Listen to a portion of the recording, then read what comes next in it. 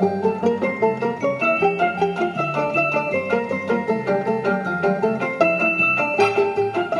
ingredients you'll need for Mom's wild rice casserole are pork sausage thawed, the regular kind, not spicy hot, hickory flavored, or anything else, 1 common bulb onion, roughly 2.5 inches in diameter, 1 box of white button mushrooms, the smaller the better, 2 cans of chicken broth soup, that's chicken broth soup, 1/4 cup of flour, 1/2 cup of cream, 2 tablespoons of butter, 1/2 teaspoon of salt, 1/2 teaspoon each of oregano and thyme, and of course wild rice, an 8-ounce box of it. Wild rice mixed with other rices will not work.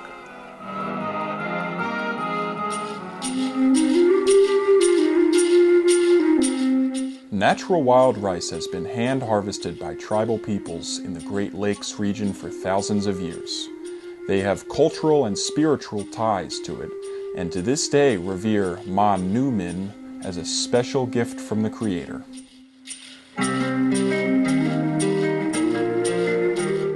A century ago, university researchers determined that wild rice was incapable of widespread distribution in the hands of these backward native peoples. This led to domesticated wild rice grown in paddies, and this in turn led to a 60% drop in the price Native Americans were getting. Paddy rice farmers now outproduce them 3-to-1, and get this, their rice is contaminating the stands of the natural rice. Jesus. The dark brown rice available in every grocery store is, guess what? Paddy rice. Dump the rice into roughly 6 cups of boiling water with the salt already added to it. Then reduce the heat. The rice needs to cook for 1 hour at a low boil, with bubbles slowly breaking the surface. This is harder than it looks, and you need to keep an eye on it and check it regularly. You don't want just warm water with no bubbles, and you don't want an extended violent boil, which is what you'll eventually get when you cover the pan, and you should cover the pan. So, check frequently. When you're not doing anything else, check the rice and adjust the heat up or down as needed.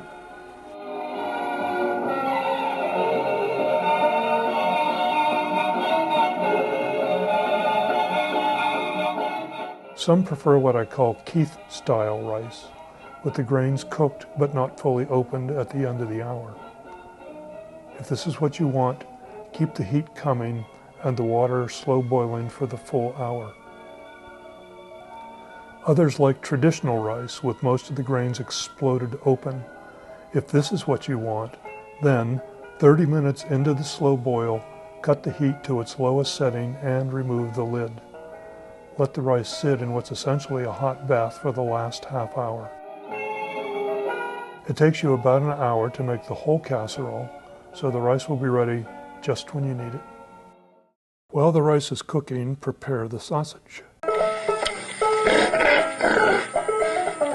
Pigs are known to dream, respond to their names, learn tricks, and lead complex social lives like chimpanzees. They've even saved the lives of their human friends. Lulu found help for her owner, who'd collapsed from a heart attack by playing dead in the road, stopping traffic, then getting up and leading the drivers to the victim. And how do we show our appreciation? We eat 120 million of them every year. That's all, folks.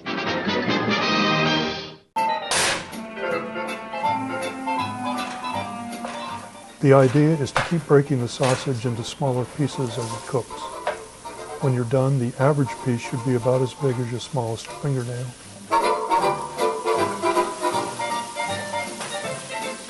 And make sure the sausage is brown throughout, with no uncooked red showing. When it's done, put it aside.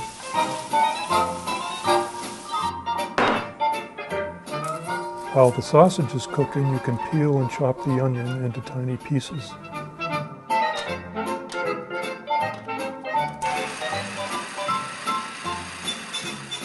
Use the same pan the sausage was in and don't bother cleaning it out first.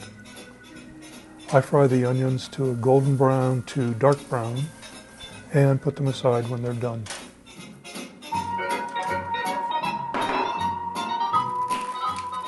Now it's time for the mushrooms. Smaller is better if you can find them, and even these you'll cut with a sharp knife 2 or 3 times. Later, during cooking, you'll cut them even smaller with the tip of the spatula.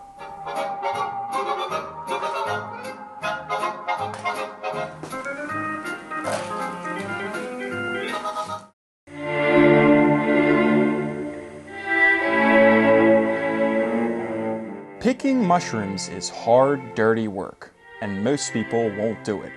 But poor immigrants are a willing labor force. First it was blacks, then Mexicans, and now it's Asians. In the 70s and 80s, mushroom camps provided by growers were squalid shacks infested with fleas and rats.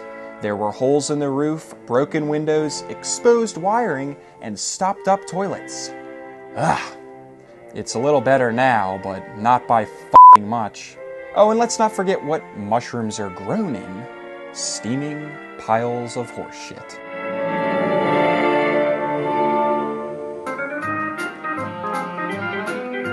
Cook the mushrooms until they're a deep brown and put them aside.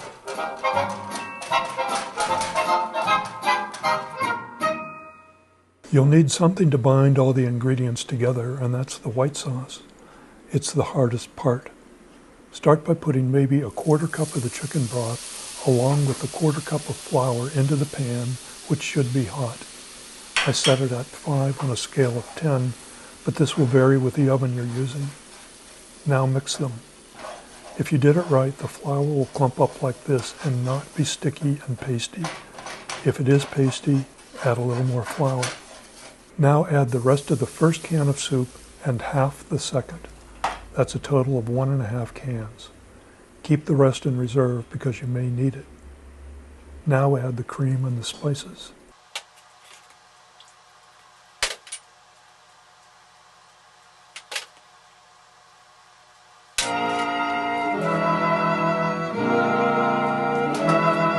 Now stir and scrape for a long time, maybe 10 minutes, to dissolve the flour into the liquid. If you stop, it'll quickly settle out and you'll have clumps of flour under the soup. Keep the heat on and don't worry if it starts to boil a little. Cut the heat back a little if it does. If the mixture isn't hot enough, it will never become a sauce. It'll be gross and thin and soupy forever. When it's done, strain it. Ironically, this batch didn't really need it, but 99% of the time there will be clumps of flour and you will want to strain them out. Okay, back to the rice. After an hour on the stovetop, strain and rinse it. Use a large spoon to press the excess water out.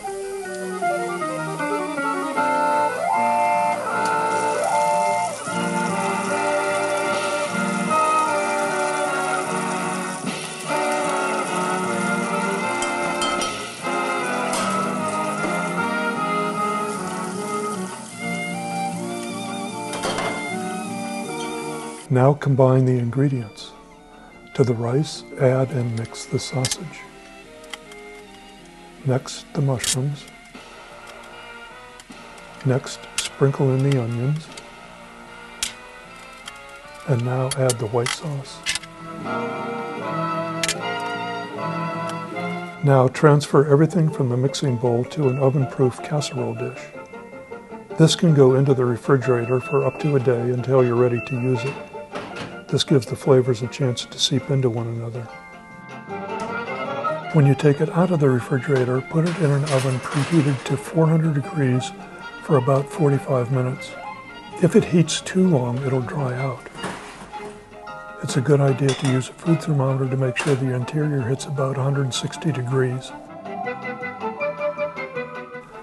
I usually remove the lid of the casserole dish for the last 10 minutes to give the casserole a bit of a crust. Now serve it and enjoy it.